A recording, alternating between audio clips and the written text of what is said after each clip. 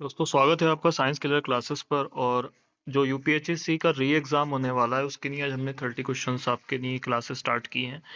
Join कर सकते हैं आप क्लासेस को व्हाट्सअप करके 7505601809 पर।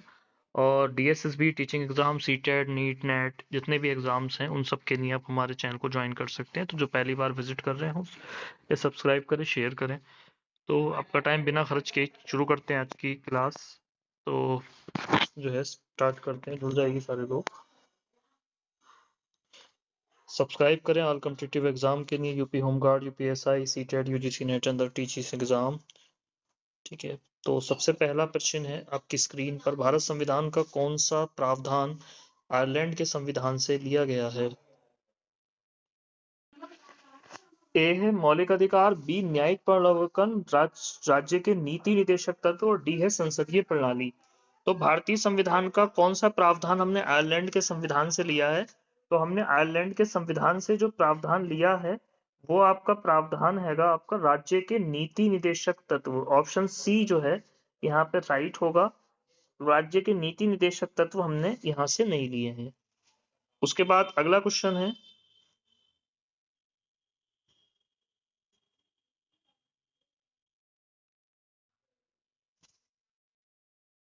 मूल संरचना सिद्धांत को सर्वोच्च न्यायालय ने किस वाद में स्थापित किया था? एक गोलकनाथवाद विवाद था, मिनर्वा मिल्स वाद था, केशवानंद भारतीवाद था, या मेनका गांधी वाद था?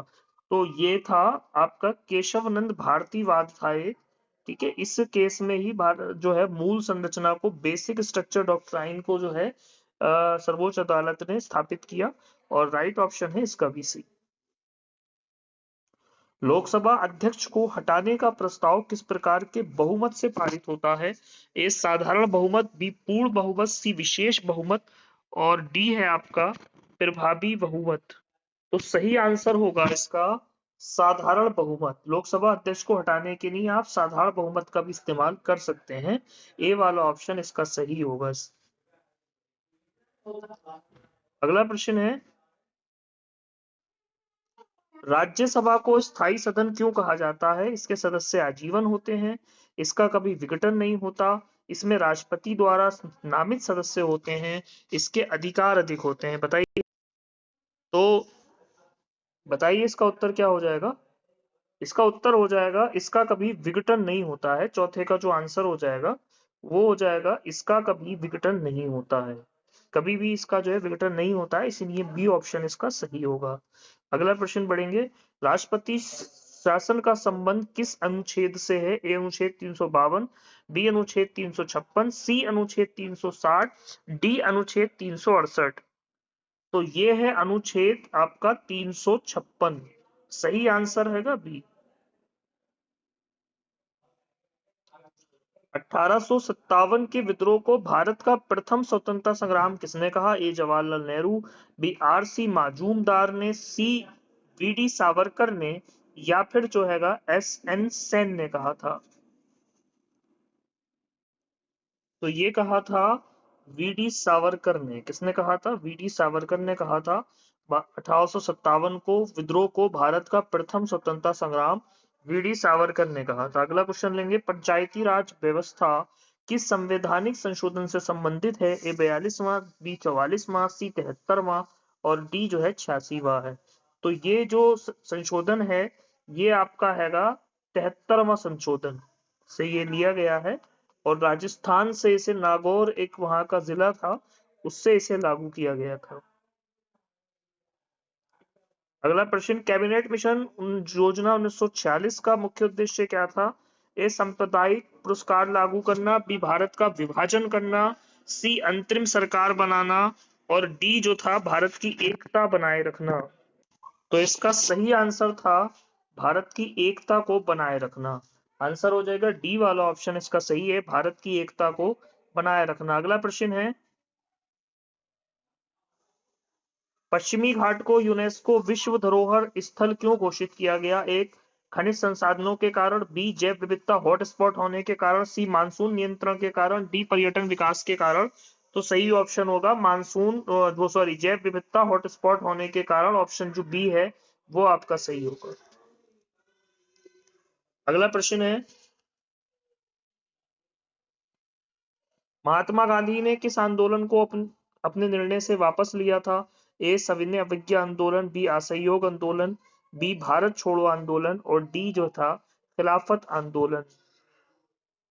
तो इसका सही आंसर होगा बी असहयोग आंदोलन। असहयोग आंदोलन में ही इन्होंने कहा था कि इसको वापस करने के लिए। तो ऑप्शन बी वाला जो है हमारा यहाँ पे राइट हो जाएगा। ऑप्शन डी यहाँ राइट होगा। उसके बाद अगला प्रश्न लेंगे हम। स्वदेशी आंदोलन का तत्कालिक कारण क्या था? ए आपका जलियांवाला बाग हत्याकांड, बी साइमन कमीशन, सी बंगाल का विभाजन और डी रोलेट एक्ट। यहाँ एक्ट है, ये पूरा छप नहीं पाया है, रॉयल रोलेट एक्ट है यहाँ पे। तो ये इसका जो तत्कालिक कारण था वो था बंगाल का विभाजन। ऑप्शन सी राइट होगा यहाँ पे। अगला प्रश्न है, निम्नलिखित में से कौन सी नदी पूर्ववर्ती अफवाह एंटीसीडेंट ड्रेनेज का उदाहरण है? यमुना, गोदावरी, सिंधु, नर्मदा। ए यमुना, बी गोदावरी, सी सिंधु, डी नर्मदा। तो सही उत्तर है इसका सी सिंधु। अगला ऑप्शन क्वेश्चन है, काली मिट्टी का रंग काला होने का मुख्य कारण क्या है? A low oxide, B humus, C titanium and magnetite, D calcium carbonate. Right option होगा टाइटेनियम एवं मैग्नेटाइट। ऑप्शन सी इसका राइट हो जाएगा। अगला प्रश्न है, राजकीय राजकोषीय घाटा फिस्कल डेफिसिट का अर्थ है? ए राजस्व माइनस व्यय माइनस कुल प्राप्तियां उधार को छोड़कर, सी आयात माइनस निर्यात, डी बचत माइनस निवेश। यह है कुल व्यय, प्राप्तियां उधार को छोड़कर को फिस्कल डेफिसिट कहते हैं। ऑप्शन बी इसका सही होगा। अगला है, एफबीबीएम अधिनियम का मुख्य उद्देश्य क्या है? कर बढ़ाना, ए बी राजकोषीय अनुशासन स्थापित करना, सी सब्सिडी समाप्त करना, डी जीएसटी लागू करना। बी वाला ऑप्शन इसका भी सही हो जाएगा, राजकोषीय अनुशासन स्थापित करना। ऑप्शन डी इसका यहाँ पे सही होगा।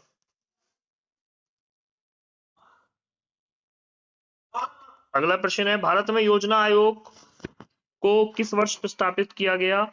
ए 2012, सी दो बी 2014, सी 2015, डी 2016। तो इसे स्थापित किया गया था 2015 में। सी वाला ऑप्शन यहाँ पे सही है। इससे पहले इसी जो हैगा भारत में योजना, हाँ, इसको जो है नीति आयोग के नाम से जानने जाने लगा। अगला प्रश्न है, 5G प्रौद्योगिकी का सबसे बड़ा लाभ क्या है? कम लागत, ए अधिक विलंबता, बी अति न्यून विलंबता, डी अधिक बैटरी खपत।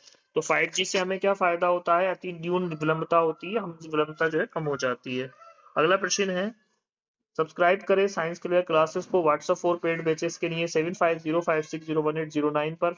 यहाँ पर नीट और आपका NET D C TET DSSB और जितने भी टीचिंग एग्जाम हैं, ईएमआरएस, एलटी ग्रेड, आपका केवीएस, सारों की क्लास मिलेगी। तो जुड़े रहिए चैनल के साथ। अगला बढ़ेंगे, डीएनए की डबल हेलिक्स संरचना किसने प्रतिपादित की? ए डार्विन, बी मेंडल, सी वाटसन एवं क्रिक ने, डी लीनियस ने। तो इसकी स्ट्रक्चर जो थी वो प्रतिपादित की थी वाटसन एवं क्रिक ने। सी ऑप्शन यहाँ पे सही हो जाएगा। अगला क्वेश्चन है, क्रिस्पर तकनीक का उपयोग किसमें लाया जाता है? ए अंतरिक्ष अनुसंधान, बी जीन संपादन, सी जलवायु पूर्वानुमान और डी जो है नाभिकीय विखंडन। इसका सही उत्तर है जीन संपादन। बी वाला ऑप्शन सही है। अगला क्वेश्चन लेंगे हम, कार्बन सिंक का क्या अर्थ है? कार्बन सिंक का अर्थ है कार्बन उत्सर्जित करने वाला स्रोत, कार्बन अवशोषित करने वाला स्रोत, कार्बन पुनर्चक्रण प्रक्रिया, कार्बन तटस्थ प्रक्रिया। इसका जो सही उत्तर होगा वो होगा कार्बन अवशोषित करने वाला स्रोत। ऑप्शन बी इसका सही है। अगला प्रश्न है, पेरिस समझौते का प्रमुख लक्ष्य क्या है? ए ओजोन क्षरण को रोकना, वैश्विक तापमान बी वृद्धि को 2 डिग्री सेल्सियस से नीचे सीमित रखना, सी वनों की कटाई रोकना, डी प्लास्टिक प्रदूषण कम करना। तो सही उत्तर हो जाएगा इसका वैश्विक तापमान वृद्धि को 2 डिग्री सेल्सियस से नीचे रखना। बी ऑप्शन इसका सही होगा। अगला प्रश्न है यहाँ से, नीति आयोग का कौन सा कार्य योजना आयोग से भिन्न है? ए धन का आवंटन, बी नीति निर्माण, सी सहकारी संघवाद को बढ़ावा देना, डी पंचवर्षीय योजनाएं। तो इसका सही उत्तर हो जाएगा सहकारी संघवाद को बढ़ावा देना। अगला क्वेश्चन है G20 का मुख्य फोकस किस पर होता है? सैन्य सहयोग, ए, बी वैश्विक आर्थिक स्थिरता, सी जलवायु संधि और डी मानव अधिकार। तो इसका सही होता है वैश्विक आर्थिक स्थिरता, बी ऑप्शन सही होगा। अगला प्रश्न है एक राष्ट्र एक चुनाव का संबंध किससे है? न्यायिक सुधार से, चुनावी सुधार से और कर सुधार से या संघीय सुधार से। तो इसका जो सही होगा इसका हो जाएगा बी, आपका चुनावी सुधार से संबंधित है ये। अगला प्रश्न लेंगे हम यहाँ से, राष्ट्रीय शिक्षा नीति एनईपी 2020 का 5-3-3-4 का मॉडल किससे संबंधित है? उच्च शिक्षा से, शिक्षक प्रशिक्षण से, सी विद्यालय शिक्षा संरचना से या फिर डी कौशल विकास से। तो ये संबंधित है आपका विद्यालय शिक्षा संरचना से। 5+3+3+4 93-34 से इसे याद करिए। उसके बाद अगला प्रश्न है जनसंख्या लाभांश, डेमोग्राफिक डिवाइडेंड का अर्थ है वृद्धि, जनसंख्या में वृद्धि, वृद्ध जनसंख्या में वृद्धि। कार्य डी है कार्यशील आयु वर्ग की अधिक जनसंख्या, सी अधिक प्रवासन, डी अधिक बेरोजगारी। तो इसका सही उत्तर होगा कार्यशील आयु वर्ग की अधिक जनसंख्या। उसके बाद ये थोड़ा क्वेश्चन ही भाई टेढ़ा हो गया, चलिए कोई बात नहीं। निम्नलिखित में से कौन सा मौलिक अधिकार आपको केवल नागरिकों को प्राप्त है? ए है जीवन का अधिकार, बी समानता का अधिकार और शोषण के विरुद्ध अधिकार, डी जो है संवैधानिक उपचारों का जो हैगा अधिकार। तो ये वाला जो है खाली इसमें डी वाला जो है समानता का अधिकार ही जो है सबको केवल नागरिकों को प्राप्त है। अगला है प्रश्न, मानव विकास सूचकांक में निम्नलिखित में से कौन सा संकेतक शामिल नहीं है? जीवन प्रत्याशा, शिक्षा, प्रति व्यक्ति आय, मुद्रास्फीति दर। तो इसमें से आपका क्या शामिल नहीं है? मुद्रास्फीति की जो दर है एचडीआई में वो शामिल नहीं की गई है। डी वाला ऑप्शन यहाँ पे सही होगा। इसके हिसाब से लोक अदालतों का मुख्य उद्देश्य क्या है? आपराधिक मामलों की सुनवाई, त्वरित एवं कम लागत में सुनवाई, संवैधानिक मामलों की सुनवाई या फिर न्यायिक पुनर्वलोकन। तो इसका सही ऑप्शन होगा त्वरित एवं कम लागत में न्याय, बी वाला ऑप्शन यहाँ पे सही हो जाएगा। अगला फिर प्रश्न है शिक्षा का अनुच्छेद शिक्षा का अधिकार किस अनुच्छेद से संबंधित है? ए अनुच्छेद 19, बी अनुच्छेद 21 ए, सी अनुच्छेद 23, डी अनुच्छेद 25। इसका सही उत्तर होगा अनुच्छेद 21 ए, बी ऑप्शन यहाँ पे सही हो जाएगा। तो ये आपके थे 30 क्वेश्चन जो यूपीएचएससी री एग्जाम के लिए हम करा रहे थे। ज्वाइन बैच करिए, व्हाट्सअप करिए हमें 7505601809 पर for NEET, C TET, NET, DSSB teaching के सारे एग्जाम्स के लिए। और अगर चैनल पर नए आए हो तो सब्सक्राइब करें साइंस के लिए क्लासेस को। इसी तरह के बेस्ट क्वेश्चंस के लिए, हिस्ट्री, साइंस की किसी भी तरह की तैयारी के लिए जुड़े रहिए चैनल से। Thank you very much to watch the full video.